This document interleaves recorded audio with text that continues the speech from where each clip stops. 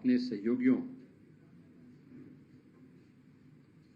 अपने प्रदेश के लोकप्रिय और कर्मठ अध्यक्ष श्री स्वतंत्र देव सिंह जी और मेरे दोनों वरिष्ठ सहयोगी श्री केशव जी अभी कुछ ही देर में इस विषय को ज्वाइन करेंगे और दिनेश जी यहां पर मौजूद हैं। इन सब की ओर से मैं आपका स्वागत करता हूं। पीसी के इस उसमें काफी दिनों के बाद हम लोग संवाद कर पा रहे हैं, क्योंकि पिछले 2 महीनों के एक मैराथन दौड़ के बाद देश के सबसे बड़े राज्य के चुनाव प्रक्रिया को, चुनाव प्रचार के कार्यक्रम को शांतिपूर्ण तरीके से समारोह करने के उपरांत हम लोग आए हैं और इसीलिए इन सब पर आपसे चर्चा की जाए, इसीलिए यह विशेष हम लोगों ने पीसी यहां पर बुलाई है। उत्तर प्रदेश में 2017 में जो आदरणीय प्रधानमंत्री जी के मार्गदर्शन में भारतीय जनता पार्टी ने उस समय के राष्ट्रीय अध्यक्ष माननीय श्री अमित शाह जी के नेतृत्व में जो लोक कल्याण संकल्प पत्र जारी किया था, उसमें प्रदेश को दंगा मुक्त, भय मुक्त और एक सुरक्षित प्रदेश बनाने की जो बात की थी, विगत 5 वर्षों के दौरान उस पर हुए प्रभावी क्रियान्वयन का परिणाम शांतिपूर्ण तरीके से देश के सबसे बड़े राज्य का विधानसभा का चुनाव 6 चरणों का व्यतीत हो चुका है। 7वें चरण के प्रचार का कार्य अब कुछ ही देर में समाप्त होने वाला है और परसों 7 मार्च को 7वें चरण का मतदान भी होगा। आप देखेंगे, अगर इसकी तुलना 2017, 2014, 2012 या 2007 के विधानसभा चुनाव या 2009 के लोकसभा चुनाव से अगर आप करेंगे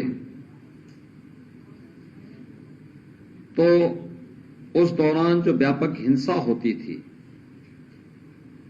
अराजकता का तांडव देखने को मिलता था, उससे इतर शांतिपूर्ण तरीके से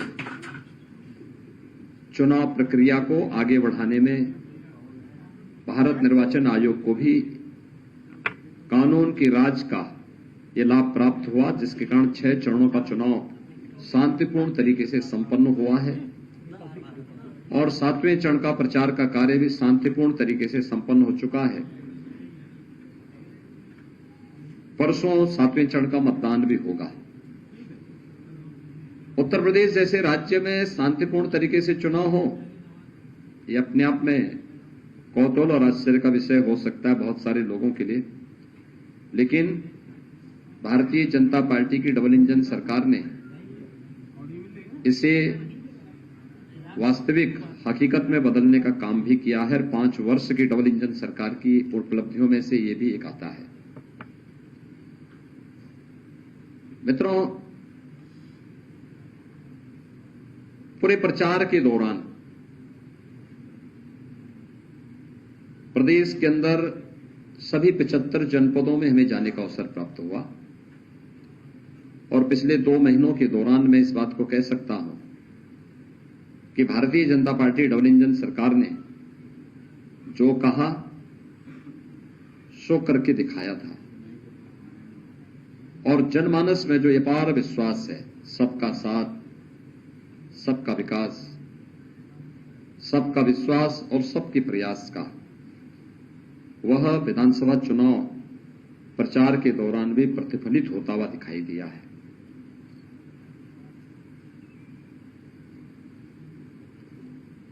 यह सच है कि 2014 से पहले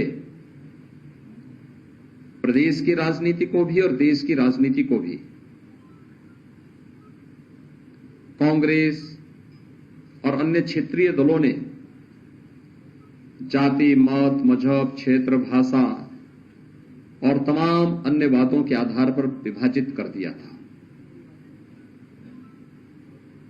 और इस उधेड़बुन में मूल बिंदुओं पर ध्यान नहीं जा पाता था। ये पहली बार देखने को मिला है जब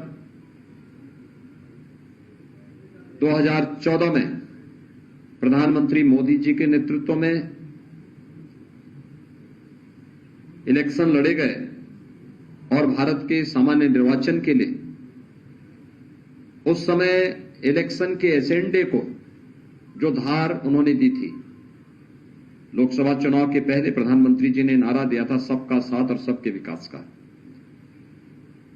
लोगों को लगता था कि ये वास्तव में क्या है, लेकिन जब 2014 में सरकार बनी और सरकार ने अपने बिंदुओं को फोकस किया, देश की आंतरिक और बाह्य सुरक्षा को लेकर, देश की आस्था के सम्मान को लेकर, देश की इंफ्रास्ट्रक्चर डेवलपमेंट को लेकर के और गरीब कल्याणकारी योजनाओं का लाभ बिना भेदभाव के प्रत्येक नागरिक तक पहुंचाने का।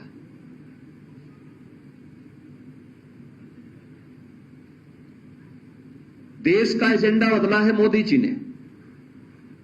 जो जाति, मत, मजहब, क्षेत्र, भाषा और परिवार तक सीमित था, वह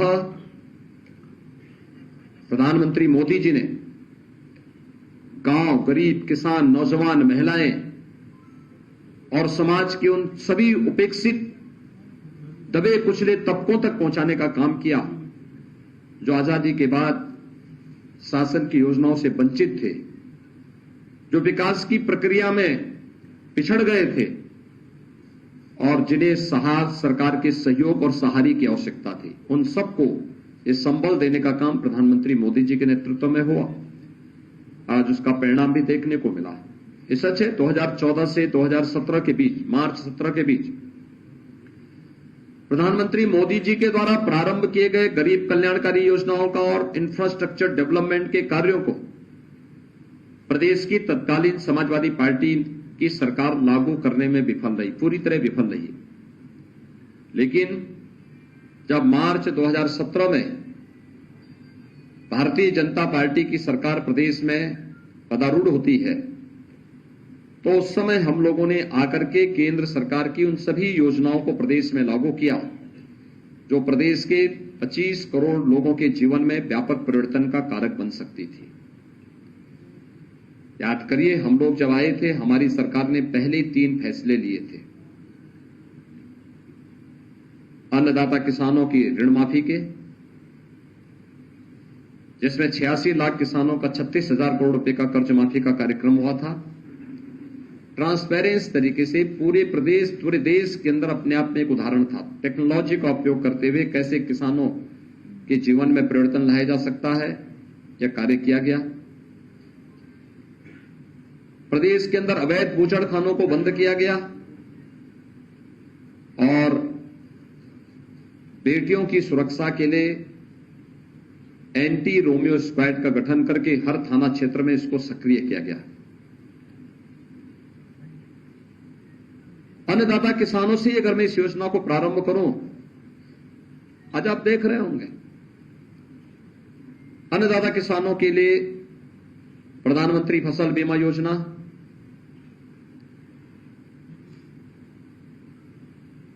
एमएसपी की घोषणा 1967 में हुई, लेकिन वास्तविक रूप से अन्नदाता किसानों को उनकी उपज का 1.5 गुना दाम मिल जाए, यह प्रधानमंत्री मोदी जी ने 2017-18 में लागू कराया। उत्तर प्रदेश में प्रोक्यूरमेंट की पॉलिसी भारतीय जनता पार्टी की डबल इंजन सरकार लेके आई। किसान की उपज को खरीदने के लिए कोई बिचौलिया नहीं होगा, कोई आड़ती नहीं होगा, किसान को उसकी उपज का दाम सीधे मिले, यह भी भारतीय जनता पार्टी की डबल इंजन सरकार ने किया। किसान को अपनी फसल को और कई फसल अपने खेत में उगा सके, इसके लिए प्रधानमंत्री कृषि सिंचाई योजना का उपयोग किया गया। दशकों से लंबित बाण सागर परियोजना, अर्जुन सहायक परियोजना, सरयू नहर राष्ट्रीय परियोजना जैसी 1.5 दर्जन से अधिक परियोजनाओं को पूरा किया गया। 22 लाख हेक्टेयर से अधिक भूमि को सिंचाई की सुविधा प्रदेश के अंदर उपलब्ध करवाने का कार्य इस दौरान डबल इंजन सरकार ने किया। अन्नदाता किसानों को शासन की योजनाओं का भरपूर लाभ देते हुए उनके जीवन में परिवर्तन लाने का काम भारतीय जनता पार्टी की सरकार ने लिया और वर्तमान में 2,54,00,000 से अधिक किसान उत्तर प्रदेश के अंदर ऐसे हैं जो प्रधानमंत्री किसान सम्मान निधि का लाभ प्राप्त 6,000 रुपये सालाना प्राप्त कर रहे हैं। मित्रों, गन्ना किसानों का 1,62,600 करोड़ रुपए से अधिक का गन्ना मूल्य का भुगतान मात्र 5 वर्ष के अंदर भारतीय जनता पार्टी की डबल इंजन सरकार ने किया है।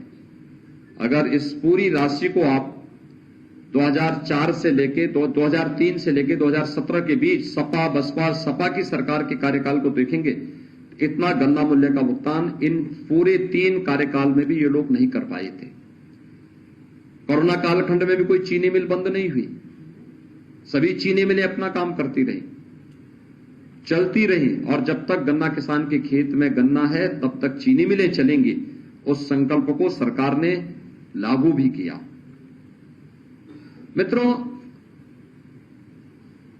अन्नदाता किसान वह किसान भी है, पशुपालक भी है। अवैध बूचड़खाने उनके सामने चुनौती थी। हमने आने के तत्काल बाद 2017 में अवैध बूचड़खाने बंद किए। हम ये भी जानते थे कि इसके कुछ साइड इफेक्ट होंगे और इसीलिए हम लोगों ने 2018-19 से हर जनपद में पर्याप्त मात्रा में गौ आश्रय स्थल खोलने प्रारंभ कर दिए थे। 9 लाख गौवंश वर्तमान में गौ आश्रय स्थल में है। 3 प्रकार की योजनाएं हमारी इस संबंध में चल रही हैं। एक, सरकार के संरक्षण में बेसहारा गौवंश के संरक्षण की योजना। दूसरी, सहरका भागपा योजना के अंतर्गत जो किसान बेसहारा गौवंश को अपने यहां ले जाकर के पालेगा, उसका पालन करेगा, पर गौवंश उसे 900 रुपये की राशि सरकार देती है और 4 गौवंश एक पशुपालक को देने की हम छूट देते को उसको अनुमन्य करते हैं। और तीसरी योजना कुपोषित परिवारों के लिए है, जिसमें बेसहारा गौवंश को जो गौ आश्रय स्थल से उन्हें उपलब्ध करवाने का कार्य किया जाता है और उसमें 900 रुपये हर गौवंश का उस परिवार को दिया जाता है। ब्याई हुई गाय देते हैं उस परिवार को।